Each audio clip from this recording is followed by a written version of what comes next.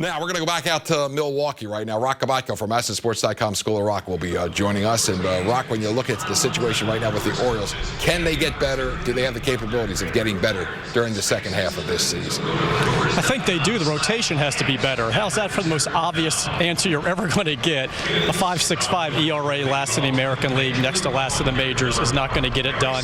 They know that. The question is, how do you improve that? And, of course, are mostly relying on the in-house guys. They will go ahead and look for available arms at the non-waiver deadline. Daniel indicated that to me back when the team was in Chicago, and nothing has changed. They're going to look to add. They're not selling, but they need the in-house guys to be better. Kevin Gausman's showing signs of that. They love that they can rest Dylan Bundy a little bit here with the break coming up. It's because they're piling on innings there, but you don't know what you're going to get with Ubaldo Jimenez. It'd be nice to get back-to-back quality starts out of him. And Wade Miley, I heard you guys talking about him. He's a puzzle right now because he does have really good work days. Looks really good in the bullpen. It does not translate into games, and maybe he is inside his head a little bit. Maybe it is kind of mental/emotional right now, and that's a whole separate problem than just tweaking a guy's mechanics.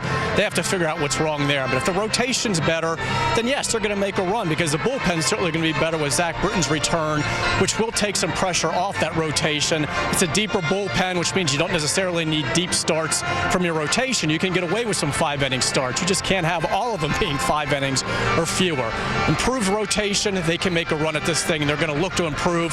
But again, it's got to be in-house. That includes the guys at AAA that are their options right now to bring up. It's not like there are a lot of guys beating down the door at Norfolk. Rocket, they would be complete at least before a game for a roster move and possibly some injury updates, so go ahead. Yes, the shuttle is revved up again. Tyler Wilson's here. Jimmy Iacobona's sent down. I just dust off all my old Tyler Wilson questions. Hey, when did you find out you were going to be here? How'd you think you were throwing? You have any idea how long you'll be here? It's the same thing. I'd ask those same questions of Stephon Crichton when he comes back, Iacobonas, Mike Wright, everybody else. It's the same questions, but they needed some length in the bullpen today just in case. And Iacobonas, they don't like to send down a guy after he pitched well. 3 1/3 innings yesterday, just the 1 run on the botched rundown, but he's not available for a few days. They had to send him down. Wilson may be one and done here. Zach Britton comes off the DL tomorrow, and Wilson may be sent down, but they just needed that length today. Britton, everything looks good. He threw last night at Frederick, an inning. He feels great. He's ready to rejoin the team, so he'll probably be added tomorrow with Ryan Flaherty going on the 60-day to make room on the 40-man roster. That's good news for this club. Chris Davis, he feels good after throwing and hitting. The oblique's not bothering him at all. He's pushing to be activated before the break, but that's not going to happen. What they'll do is send him on an injury rehab assignment. I know he's going to play a game in Del Mar, but maybe one in Frederick.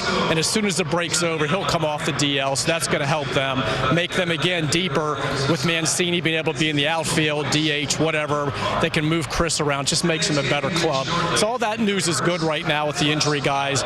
Nothing new to report on Ryan Flaherty, however, but Hunter Harvey pitched a 2-inning sim game today. That went well. I know you like your Hunter Harvey updates. So I think that might just about cover everything right now. You got me, Roch. We always appreciate the conversation. Check out Roch Kubatko on MASNsports.com.